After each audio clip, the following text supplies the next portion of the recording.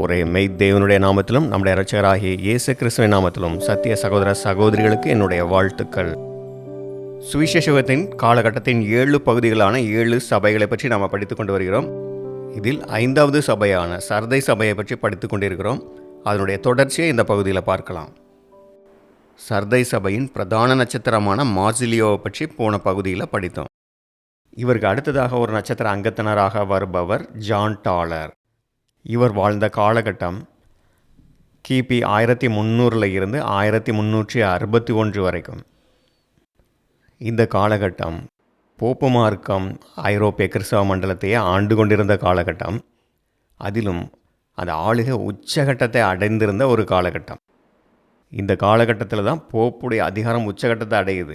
ராஜாக்களுக்கும் மேலாக எங்களுடைய அதிகாரம் இருக்குன்னு ராஜாக்களுக்கும் மேலாக தங்களை உயர்த்தி கொள்ளுகிற அந்த காலகட்டத்தில் சர்தை சபையின் பிரதான ஸ்டார் மெம்பரான மார்சிலியோ இதற்கான சத்தியத்தை அங்கே கொடுக்குறார்.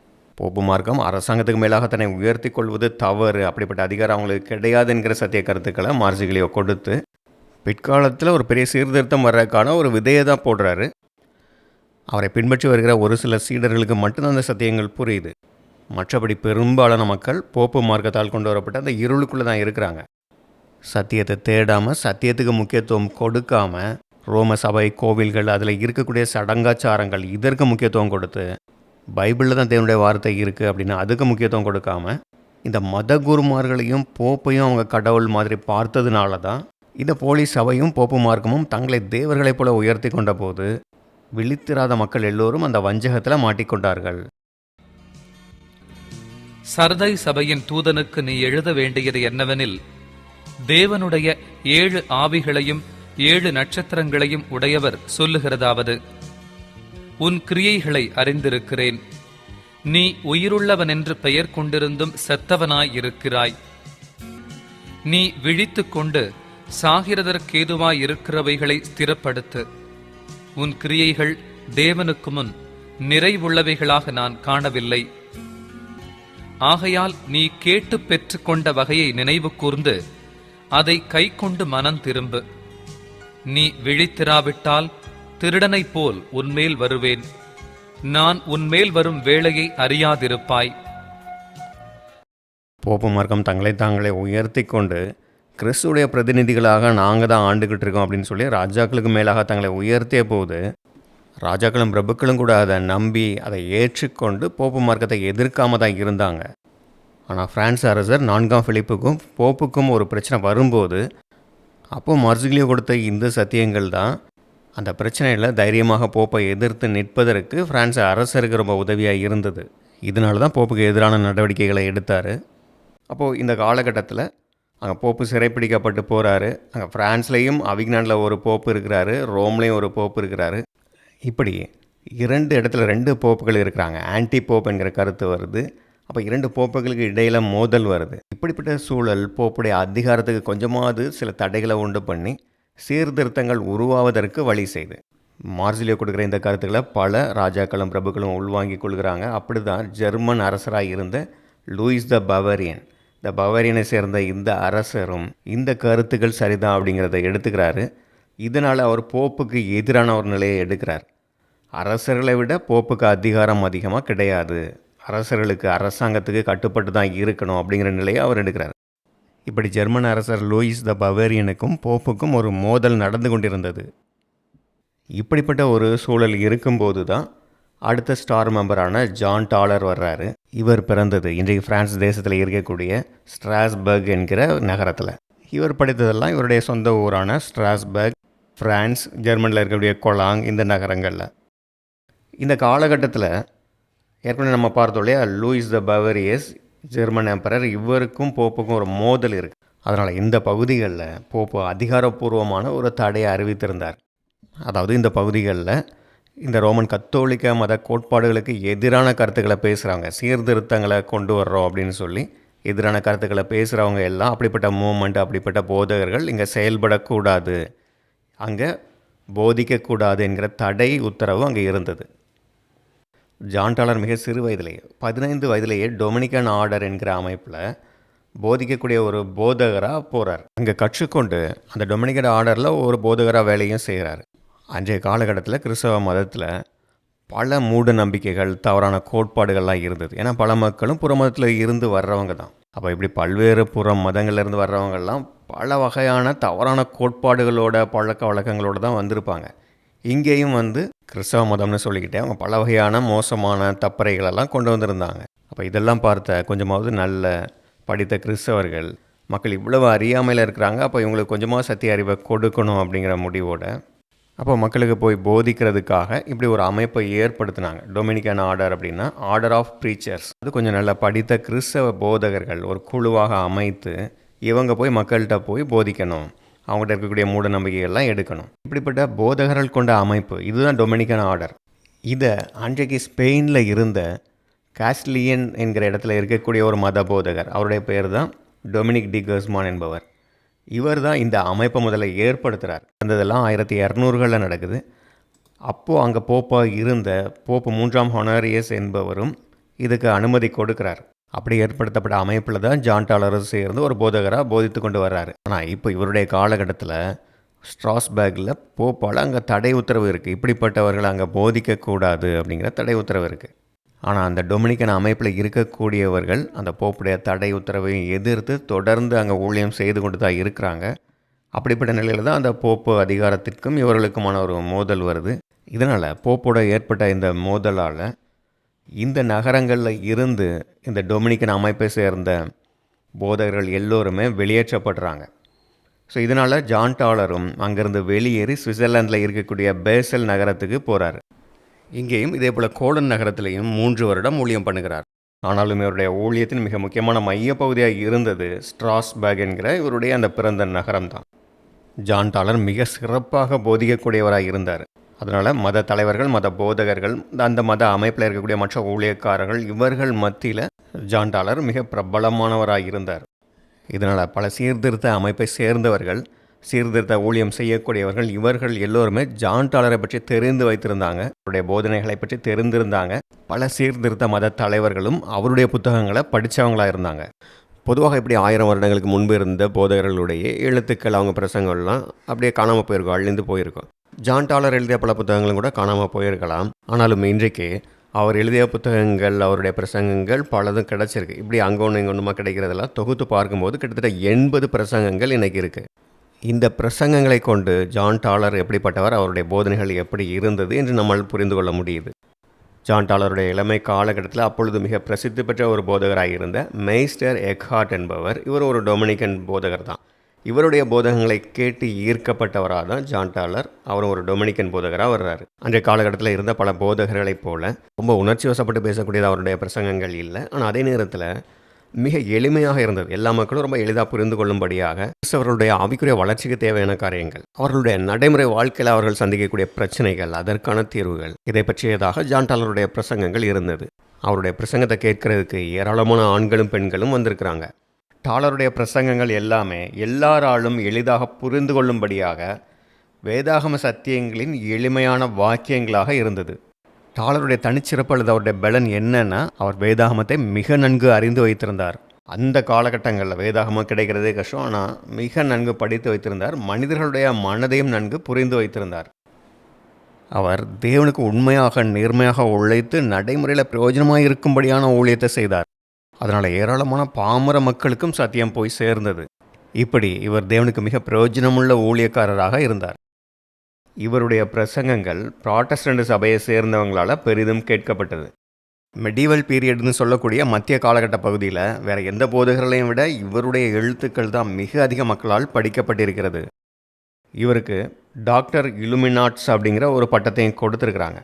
ஆனால் இந்த டாக்டர் பட்டம் அவருக்கு முறையாக கொடுக்கப்பட்டதா என்பதற்கான எந்த ஆதாரமும் இல்லை. மார்சிலியோவுக்கு பிறகு இவருடைய ஊழியம், இதற்கு பிறகு விக்லிஃப், ஹஸ் இவர்கள் தொடர்ந்து ஊழியம் செய்கிறாங்க. இவர்கள் எல்லோருடைய கூட்டு முயற்சினால தான் போப்பு மார்க்கம் தன்னை ராஜாக்களுக்கு மேலாக, அரசாங்கங்களுக்கு மேலாக தங்களை உயர்த்திக்கிட்டு இருந்தாங்க இல்லையா, இது ஓரளவாது மட்டுப்படுத்தப்பட்டது. 1347 1349 வரைக்குமான காலகட்டத்தில் இவர் இருந்த ஸ்ட்ராஸ்பர்க் நகரமும் பிளாக் டெத் என்று அழைக்கப்படுகிற கொள்ளை நோயினால் மிக மோசமாக பாதிக்கப்பட்டது. நகரமே காலி ஆயிடுச்சு, எல்லாரும் அதை விட்டு வெளியேறிட்டு இருந்தாங்க. அப்பொழுதும் டாலர் அங்கேருந்து வெளியேறாமல் தொடர்ந்து அங்கேயே இருந்து அங்கே இருக்கக்கூடிய மக்களுக்கு தொடர்ந்து பிரசங்கம் செய்து அவங்களுக்கு ஒரு ஆறுதலையும் தைரியத்தையும் கொடுத்துட்டு இருந்தார். இன்னும் பலரையும் ஆறுதல் படுத்தும் விதமாக அவர்களை நேரடியாகவே போய் பார்த்து வந்துட்டு இருந்திருக்கிறாரு. 1361 வருடம் ஸ்ட்ராஸ்பர்க் நகரத்தில் அவருடைய சகோதரி தங்கியிருந்த சமய மடத்தின் ஒரு விருந்தினர் அறையில் மரித்தார். இவருடைய வாழ்நாளின் கடைசி 25 வருடங்களில் மிக அதிகமாக பிரயாணம் பண்ணி ஊழியம் செய்திருக்கிறார். இப்படி தேவனுக்கு உண்மையாக இருந்ததுனால சர்தை கால பகுதியின் நட்சத்திர அங்கத்தினர் ஆவதற்கான கணத்திற்குரியவரானார். பெரும்பாலானவர்களால் the morning star of the reformation என்று அழைக்கப்படுபவர் ஜான் விக்லிஃப். இப்படி பொதுவாக மக்களால் அழைக்கப்படுவது போலவே ஜான் விக்லிஃப் ஒரு ஸ்டார் மெம்பராக தான் இருக்கிறாரு. சுவிசேஷ யுக இருண்ட காலகட்டமான இந்த சர்தை சபை காலத்தில் சத்தியத்தை உயர்த்தி பிடித்து அந்த சத்திய வெளிச்சத்தை எல்லாருக்கும் கொடுக்கக்கூடிய ஒரு நட்சத்திர அங்கத்தினராக ஜான் விக்லிஃப் இருந்தார்.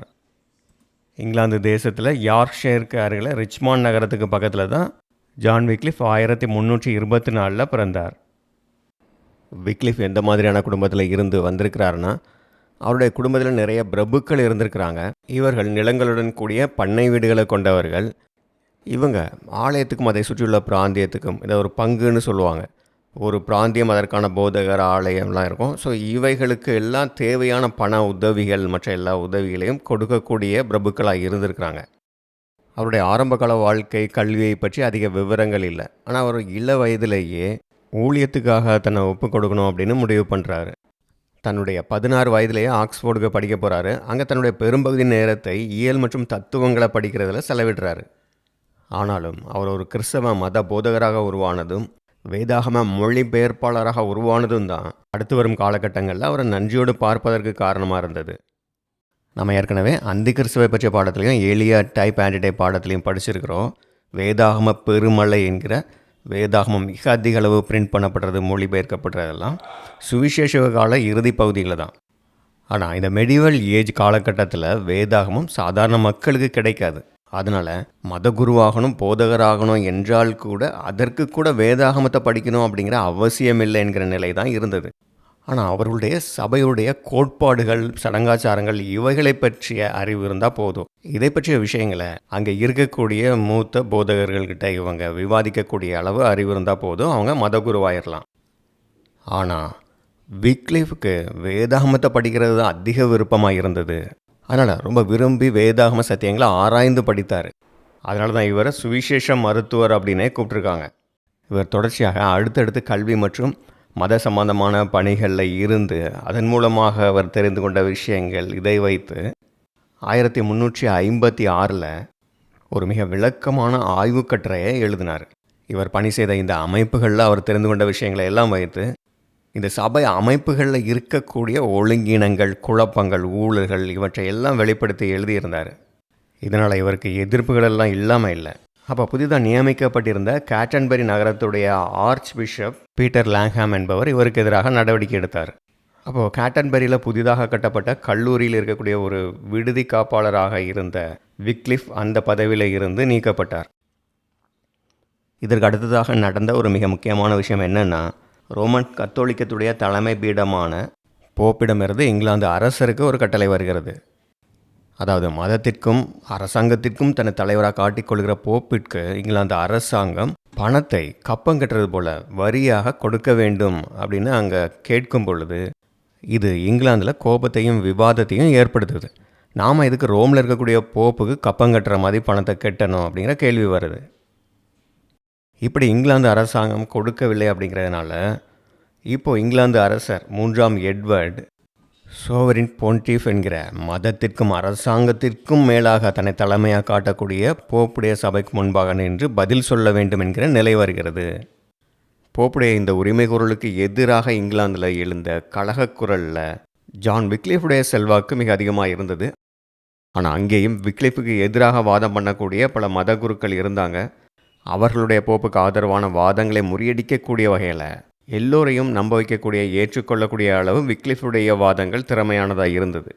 போப்பு மார்க்கத்தால் அன்றைக்கு கிறிஸ்தவ மண்டலத்தில் இருக்கக்கூடிய பல கோட்பாடுகள் வேதாகமத்தில் இல்லாததாக இருக்குது. வேதாகமத்தில் இருந்து அவர்களுடைய கோட்பாடுகள் எல்லாம் மிகவும் விலகி போய்விட்டது அப்படிங்கிறத கண்டுகொண்டார். Purgatory, the sale of indulgence, doctrine of transubstantiation இதெல்லாம் மிகப்பெரிய தப்பறை அப்படிங்கிறத வெளிப்படுத்தினார். பர்கேட்ரி அப்படின்னா நரகம் என்கிற தப்பறையிலேயே அவங்க கூடுதலாக சேர்த்து கொண்ட ஒரு பகுதி. அதாவது மனிதர்கள் இறந்த உடனே நரகம் என்கிற ஒரு இடத்துக்கு போகிறாங்க. அதற்கு முன்பாக இருக்கக்கூடிய ஒரு தற்காலிகமான இடம் தான் இந்த பர்கேட்ரி என்கிற ஒரு கட்டுக்கதை. அவர்கள் அங்கே இருந்து நரகத்துக்கும் போகலாம், தப்பி பரலோகத்துக்கும் போகலாம். அப்படி பரலோகத்துக்கு போகணுன்னா அதற்கு இங்கே பூமியில் இருக்கக்கூடிய அவர்களுடைய நண்பர்களோ அல்லது உறவினர்களோ காணிக்க கொடுக்கணும். அப்படி அதற்கான அந்த உண்டியலில் இவங்க காசை போடும்போது அந்த காசு விழுகிற அந்த சத்தம் கலகலன்னு கேட்கும் பொழுது அந்த பர்கேட்டரில் இருக்கக்கூடியவர்கள் விடுதலை அடைந்து பரலோகத்துக்கு போயிடுவாங்க. இப்படி ஒரு கட்டுக்கதையை கொண்டு வந்து ரோமன் கத்தோலிக்கர்களை ஏன் பர்கேட்டரிங்கிற ஒரு இடத்துல பிடிச்சு வச்சுருக்கணுங்கிறது இப்போ உங்களுக்கு புரிஞ்சிருக்கும். ஏன்னா இப்படி சொன்னால் தான் இறந்தவர்களுடைய உறவினர்கள் காணிக்கையை கொண்டு வந்து கொடுப்பாங்க. நீங்கள் காணிக்கையை கொடுக்கலைன்னா அவங்க நரகத்துக்கு போய் வேதனையை அனுபவிப்பாங்க. ஆனால் நீங்கள் காணிக்கையை கொடுத்துட்டா அவங்க பரலோகத்துக்கே போயிடுவாங்க. இப்படி சொல்லி மக்கள்கிட்ட இருந்து பணத்தை கோயிலுக்குன்னு வாங்க முடியும். இப்படிப்பட்ட பல பொய்யான கோட்பாடுகளெல்லாம் கொண்டு வந்து இப்படி மக்களை ஏமாற்றி அவர்கள்ட்ட இருந்த பணத்தை சம்பாதித்து போப்பு மார்க்கத்துக்காக மிகப்பெரிய கோவில்களை கட்டுறதுக்கு பயன்படுத்துகிறாங்க. அடுத்தது டாக்ட்ரின் ஆஃப் டிரான்ஸ்சப்ஸ்டான்ஷியேஷன் அப்படின்னு சொன்னால் மாஸ் அல்லது திருப்பலி பூஜைன்னு சொல்லக்கூடிய ரோமன் கத்தோலிக்கர்களுடைய ஒரு தப்பறையான கோட்பாடு. இதன்படி ஒவ்வொரு முறையும் அந்த திருப்பலி பூஜை செய்யும் போதெல்லாம் அங்கே கிறிஸ்துடைய பலி திரும்ப திரும்ப நடக்குது என்பது தான். அதாவது ஒவ்வொரு முறை இவங்க பூஜை செய்யும் போதும் கிறிஸ்து பலியாகிறாரு அப்படிங்கிறது தான் அந்த தப்பறை. அப்போது திராட்சரசம் அங்கே ரத்தமாக மாறுது. அப்போ ஒவ்வொரு முறையும் பலி நடக்குது. அதனால் இவங்களுக்கு பாவ மன்னிப்பு கிடைக்குது. அப்போ பாவ மன்னிப்பு கிடைக்கணும், இவங்க பரலோகம் போகணுன்னா இந்த மாதத்துலலாம் அவங்க தொடர்ந்து பங்கெடுக்கணும். அப்போது இந்த போப்பு மார்க்க அமைப்பில் இருக்கக்கூடிய இந்த கோயில்களில் இந்த சபைகளில் அவங்க இணைந்திருக்கணும். அப்போ தான் அவங்க இந்த திருப்பலி பூஜைகளில் பங்கெடுக்க அனுமதிப்பாங்க. ஆனால் வேதாகமத்தின் அடிப்படையில் இது எல்லாமே தவறு. கிறிஸ்து எல்லாருக்காகவும் ஒரே தரம் பாடுபட்டு அங்கே பலி ஆயிட்டார்.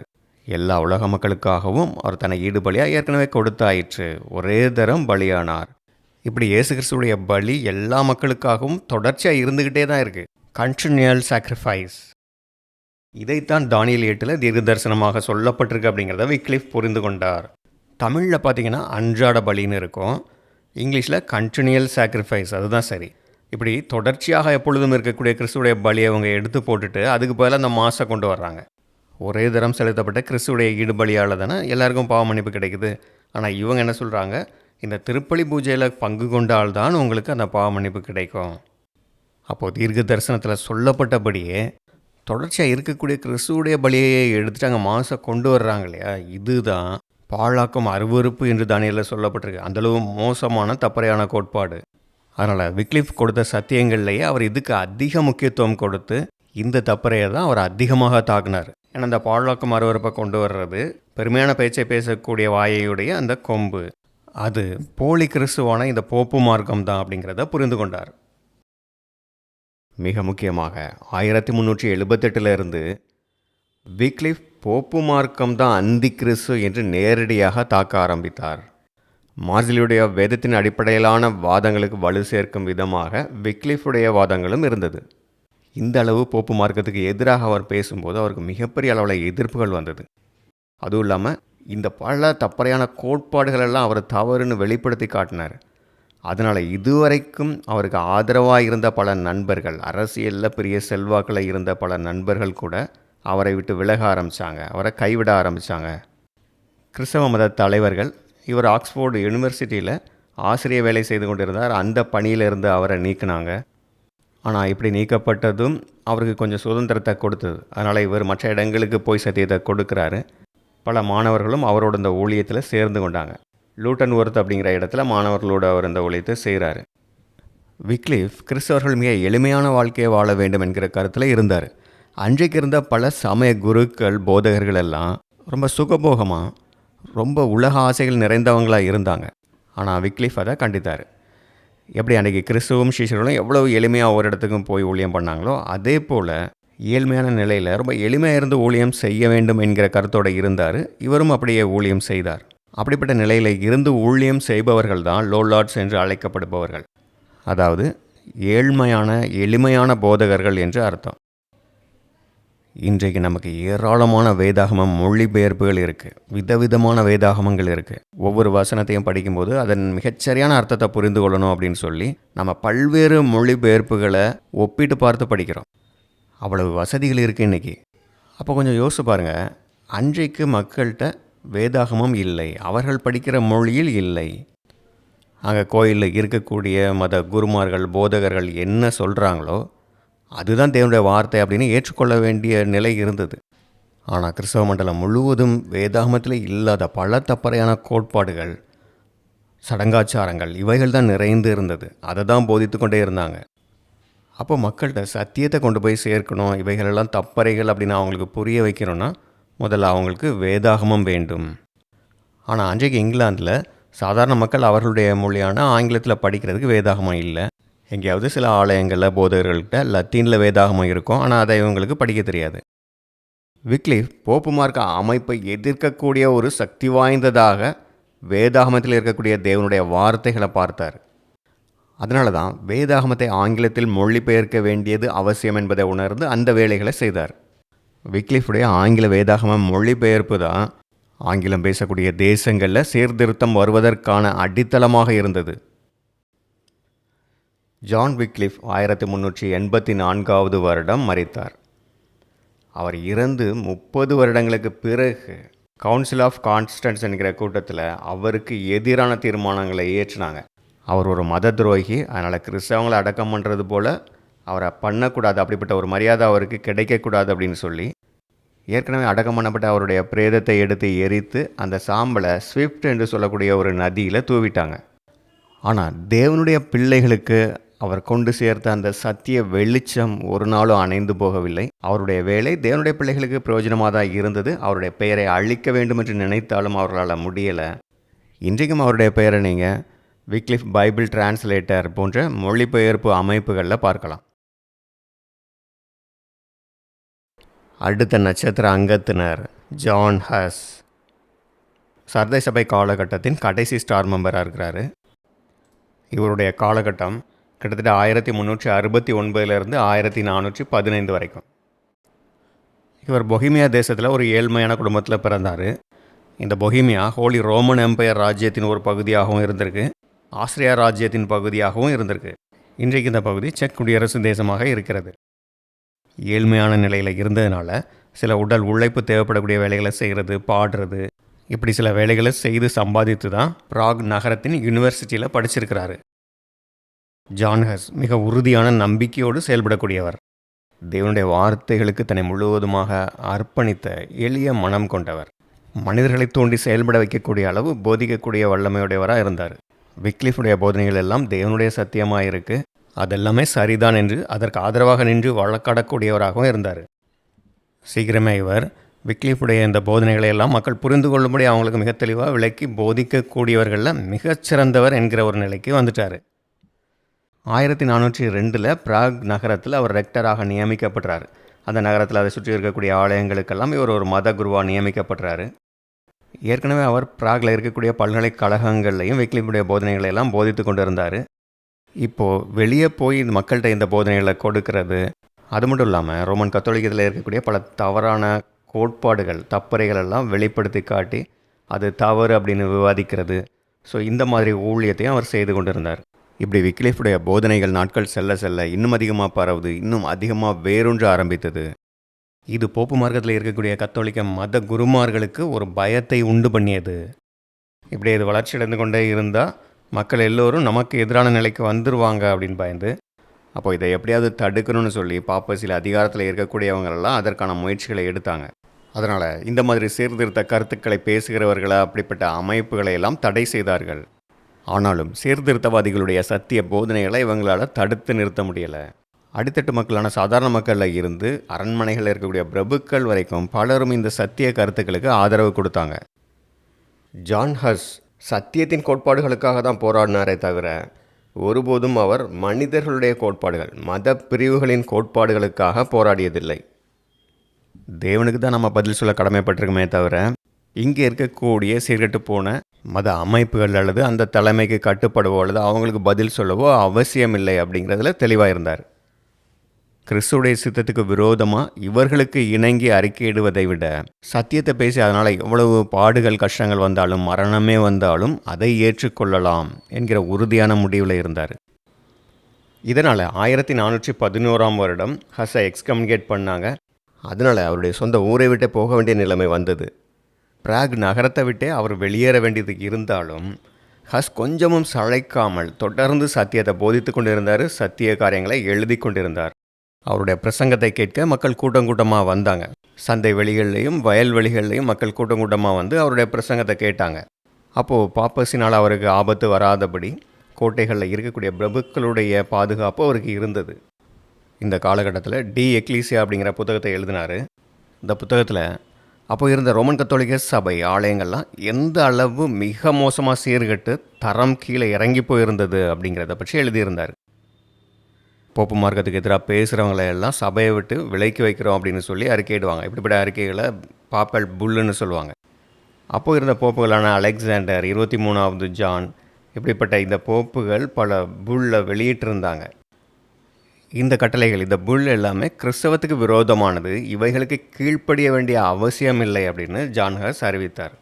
ஹஸ் இப்படி தொடர்ந்து போப்பு மார்க்கத்துக்கு எதிராக பேசி வந்ததுனால 1414ஆம் வருடம் அவர் மீது குற்றம் சாட்டப்பட்டு the great council of Constance என்கிற ஜெர்மனில் கான்ஸ்டன்ஸ் நகரத்தில் இருக்கக்கூடிய அந்த கவுன்சிலுக்கு வந்து அவர் பதில் சொல்லணும் என்று அழைக்கப்பட்டார்.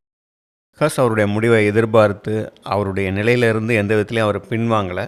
ஒருவேளை அங்கே என்னை மத விரோதி அப்படின்னு குற்றம் சாட்டி அதற்காக என்ன தண்டனை கொடுத்தாலும் அதையெல்லாம் அனுபவிக்கிறதுக்கு நான் தயாராக தான் இருக்கிறேன் அப்படிங்கிற முடிவில் உறுதியாக இருந்தார். அக்டோபர் மாதம் அவருடைய பிரயாணத்தை ஆரம்பித்து நவம்பர் மாதம் அந்த கான்ஸ்டன்ஸ் நகரத்துக்கு போய் சேர்றாரு. அந்த கவுன்சிலில் அவருக்கு எதிராக குற்றம் சாட்டப்பட்டு அங்கே விசாரிக்கப்படுறாரு. ஆனால் இப்படி விசாரணை நடந்து கொண்டிருக்கும் போதும் அந்த கான்ஸ்டன்ட் நகரத்துலேயும் இவர் தொடர்ந்து மக்களுக்கு பிரசங்கம் பண்ணி கொண்டிருக்கிறாரு.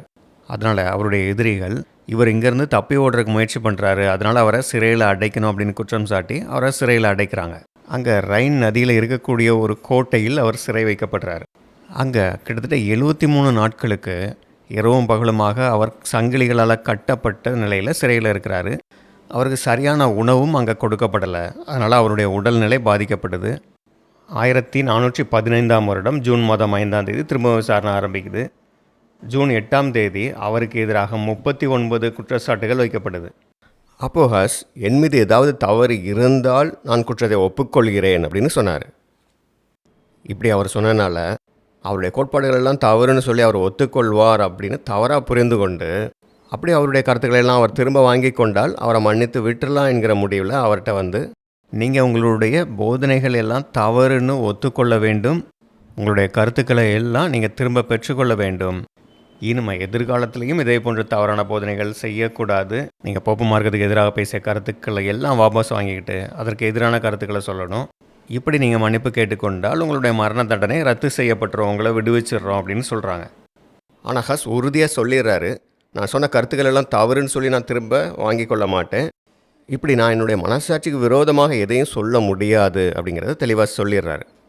அவரை ஒத்துக்கொள்ள வைத்து மன்னிப்பு கேட்க வைத்திடலாம் அப்படின்னு பல முயற்சிகள் நடக்குது. ஆனாலும் ஹஸ் உறுதியாக இருக்கிறதுனால ஜூலை 6ஆம் தேதி அவருக்கு எதிரான குற்றச்சாட்டுகள் வாசிக்கப்பட்டு அவரை கம்பத்தில் கட்டி வைத்து எரித்து கொள்ள வேண்டும் என்று முடிவெடுக்கிறாங்க. அவருடைய தலையில் பெரிய பேப்பரில் மத விரோதின்னு எழுதி வைத்து காவலாளிகள் அவரை பிடித்து கொண்டு போய் கம்பத்தில் கட்டி வைக்கிறாங்க. அப்போ ஹஸ் என்ன சொல்கிறாருன்னா, you may kill a weak goose now. அதாவது செஸ் மொழியில் ஹஸ் அப்படின்னா கூஸ் என்கிற ஒரு அர்த்தமும் வரும், அதாவது வாத்து என்கிற அர்த்தம். அதனால் அவர் அப்படி சொல்கிறாரு, நீங்கள் இந்த வாத்தை இப்போ கொல்லலாம், ஆனால் இனிவரும் காலங்களில் எனக்கு பின்னால் வல்லமையுள்ள கழுகுகளும் பருந்துகளும் வரும்.